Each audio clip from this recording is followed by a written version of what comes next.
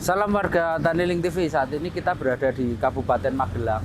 Pada video kita kali ini kita akan mengunjungi pabrik pembuatan briket arang yang berbahan dasar dari tempurung kelapa. Jadi tempurung kelapa sebagai limbah dapat diolah menjadi briket arang yang bisa diekspor, kemudian mempunyai nilai yang cukup fantastis.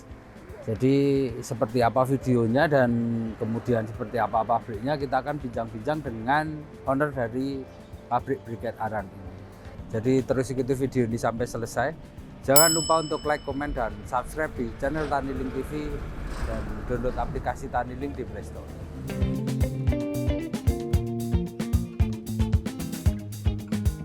Selamat siang Pak Wilson, terima kasih atas waktunya ini. Kita diperkenankan main ke sini, wah menyenangkan sekali ini. Berarti ini PT Koko atau Kokona? Koko.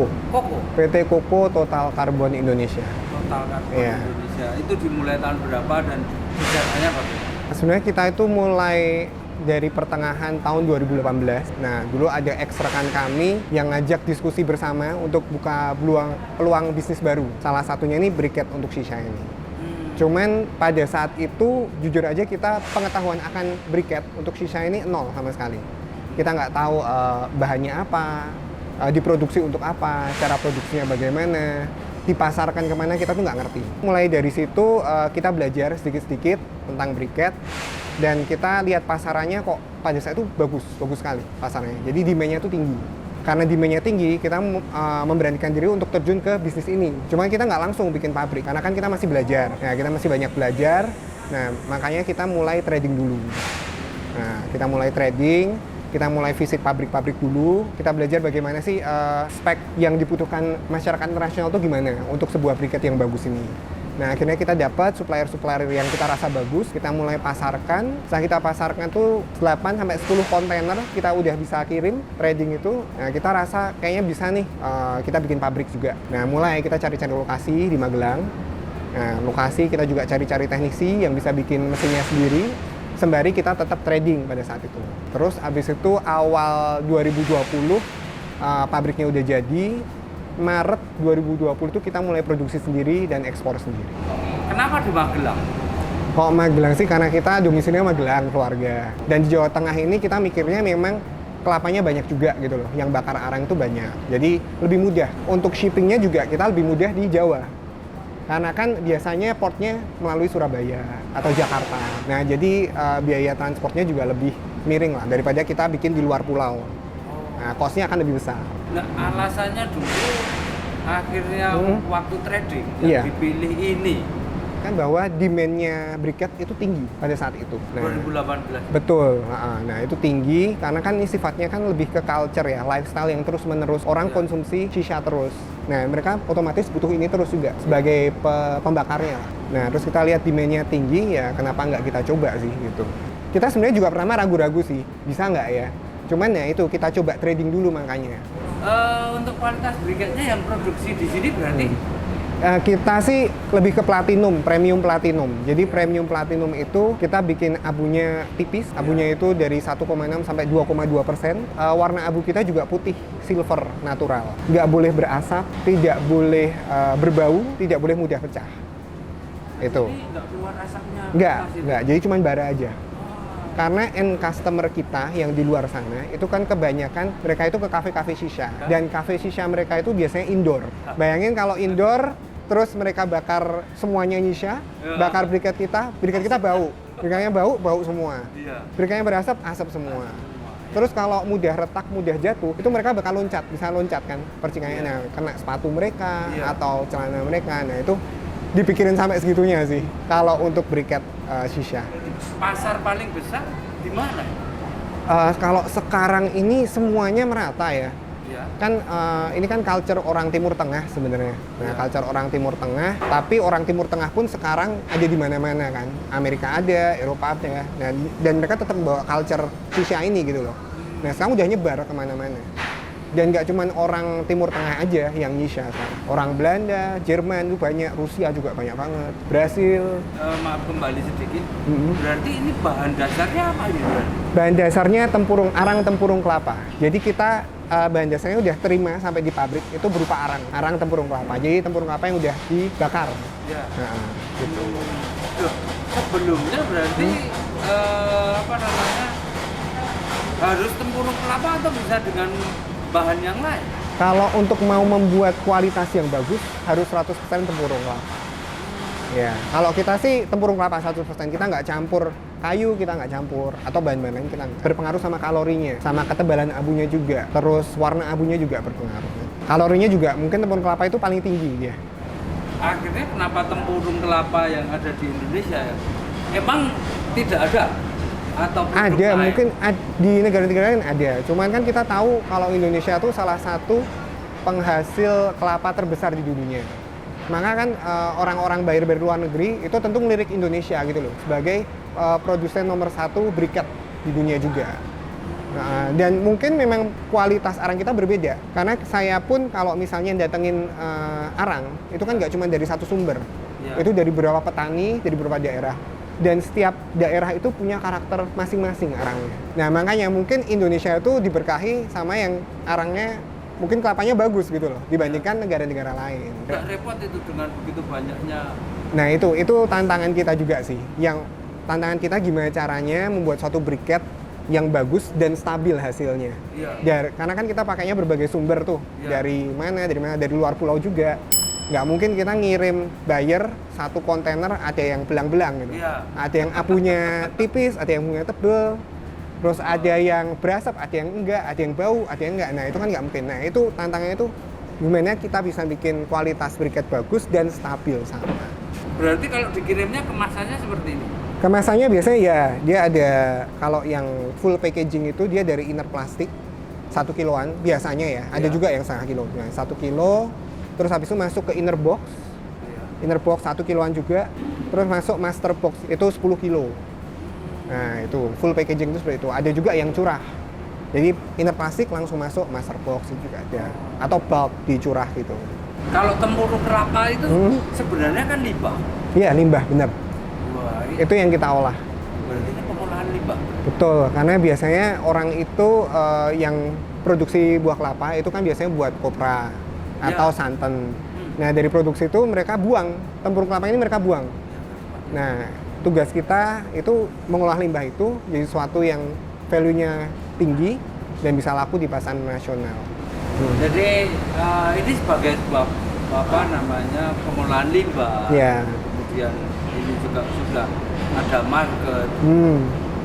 Untuk rencana pengembangan ke depan itu Pak seperti apa sih? Pengembangan kita kuatin marketingnya, ya terutama. Terus lokasi juga kita butuh tempat lebih besar juga. Kita sebenarnya ada 2 tempat ini, di sini sama di seberang juga. Tapi di seberang kita masih nyewa. Nah itu kita di sana itu khusus untuk gudang bahan baku. Kalau di sini semua nggak akan cukup. Gudang bahan baku sama giling. Nah setelah giling sana selesai, bahan tepungnya diantar ke sini untuk diolah. Karyawan berarti untuk satu line atau 2 line ini butuh berapa?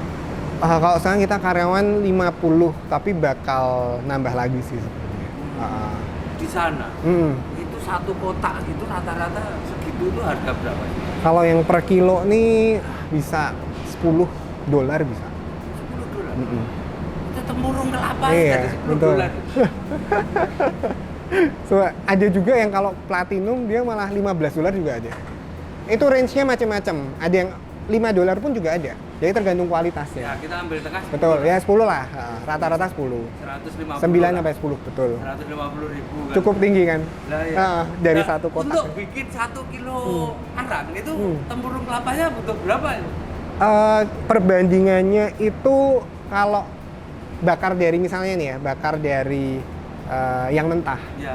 Mentah jadi arang jadi, yang jadi arang bahan baku itu 5:1. 5/1. Kalau ini jadi 8/10-nya lah. 10 kilo. Susut lagi ya, susut lagi dikit lah. Ya. 20% susutnya. Berarti untuk bikin 1 kilo ini dari 10 kilo? 1 kilo dari 700 graman lah ya. 700-800 graman. Oh. Ya, susutnya lebih dikit daripada kita dari bahan baku terus dari bahan mentah jadi arang itu lebih banyak, susutnya lebih banyak. Nah, kalau udah mau jadi briket gini lebih dikit. Ya.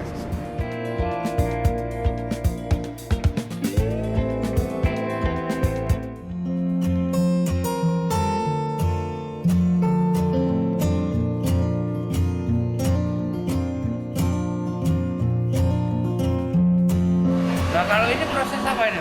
Ini proses blending. Jadi dari mixer itu adonan lari ke blending. Blendingnya ada dua kita. Jadi blending ini tujuannya untuk mematangkan adonan. Jadi nanti biar di oven juga lebih keras gitu loh. Kalau nggak melalui proses pematangan ini biasanya test dropnya jelek. Gitu. Jadi berpengaruh ke test drop. Betul. Kekerasannya, kepadatannya itu dari sini. Setelah dari sini ke blending 2, kita blending lagi. Terus habis blending 2 baru langsung cetak. Langsung mesin cetak. Mesin cetak di situ. Nah, ini kita kumpulin dulu buat besok. Ini sama berarti? Sama persis. Sama persis. Cuman 2 kali aja. Nah, ini untuk produksi besok. Biasanya kita hari ini blending, besok molding, cetak. Nah, ini kita kumpulan dulu. Nah, ini masuk cetak sini. Ya. Nanti keluar dari lubang-lubang ini kita pasang moldingnya sesuai dengan permintaan buyer. Oh iya. Jadi kalau dia minta kotak ya nanti ini kotak-kotak. Nah nanti jalan konveyor masuk ke cutting. Nah, ini cutting. Ya, jadi keluarnya itu nanti panjang-panjang. Panjang-panjang nanti ya di stop dulu, buka stoppernya. Nah ini cuttingnya sesuai ukuran yang diminta buyer. Seperti itu. Nah bentuk juga penting. Kadang kalau yang minta premium platinum mereka maunya yang presisi. Bentuknya kotak-kotak gitu loh. Ya mungkin ada toleransi lah, tapi nggak boleh yuk sampai mencong seperti jajar genjang. Oh iya, potongan. Nah, itu potongan miring atau jadi trapesium, nah mereka nggak mau. Jadi ini sangat ini ya, krusial. Bahan yang sudah digiling dari depan. Ya. Di depan tuh khusus untuk giling. Jadi tepung hitam itu. Iya, tepung hitam. Ya. Ya tepungan. Jadi kayak granul. Oh, granul. Ya, granul sih. Lebih kasar dikit lah. Nggak tepung banget. Itu nggak? Nanti habis dari dicetak kan penampan ini ya? Ya, ini masuk sini, nanti ditumpuk. Kalau udah kekumpul, kira-kira satu oven 2,5 sampai 3 ton baru masuk ke oven. Oven di depan, paling depan. Jadi nanti udah kekumpul di sini, kita pakai hand lift. Nah, kita bawa ke depan ke oven. Oven kita ada 4. Ini suara blower apa sih? Blower ini oven. Oh, jadi panasnya. Ya. Ini ada 1, 2, 3, 4. Nah ini nyusunnya kayak gini nih. Nanti kita penuhin sampai depan. Nah ini suara blower itu. Oh, ini termasuk oven ini? Dari Oven. panasnya di sini? Iya nanti muter. Di dalamnya muter. Nanti kalau udah penuh baru oven nyala. Harus berarti juga oven? Oven semua. Cuma ini lagi maintenance. Oh. Ya lagi di maintenance. Ya. Isinya lagi dibuat. Ya. Kita ubah. Nah maintenance.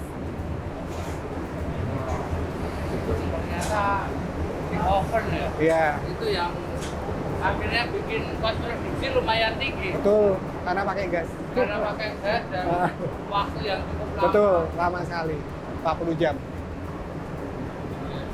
Dulu pernah pas pertama-tama kita masih belajar sampai 60 jam. Terus hasilnya? Ya oke sih, cuman kan costnya jadi tinggi banget. Wah, Nah, iya. kita harus cari cara gimana biar efisien gitu. Waktunya kita persingkat tapi tetap kualitasnya bagus. Wah, itu memang proses yang cukup Ya, panjang. bener. Ini Tapi trial error. Dalam jangka waktu 3 tahun ya luar biasa.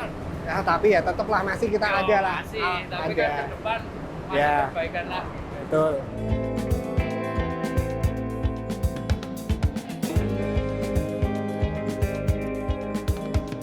Terakhir setelah keluar dari oven, Ya, didinginkan dulu nggak? keluar dari oven ya kita dinginkan ya sehari lah. Oh, saya dinginkan. Nah, sehari, terus habis itu baru mulai packing, masukin ke inner plastik. Itu yang harus cepat sih, nggak boleh kelamaan juga. Karena nanti kan kalau misalnya kelamaan kebuka, ke expose, dia nyerap aroma, kadar air. Nah, kadar air kan jadi berat. Ini nanti nggak sekilo lagi. Terus kelebihan, overweight. Jadi cukup mesin packingnya gini. Ya, ini untuk plastik, inner plastik. Nah, nanti masuk ke 1 kg inner box, terus 10 kg master box. Nah, terus tinggal cari shipping biasanya kalau udah saya packing. Produksinya ini sebulan tuh bisa ya 5-6 kontainer lah ya, 40 feet ya. Terima kasih banyak Sama-sama, Pak Wilson. sama-sama udah Ini mampir. Nah, Jabat tangan arang ya. Terima sahabat kasih. arang ya. Sukses Nah, selalu untuk sama-sama, usahanya. sukses juga untuk YouTube channelnya. Ya, Ya, terima oke kasih. mari. Ya. Ya.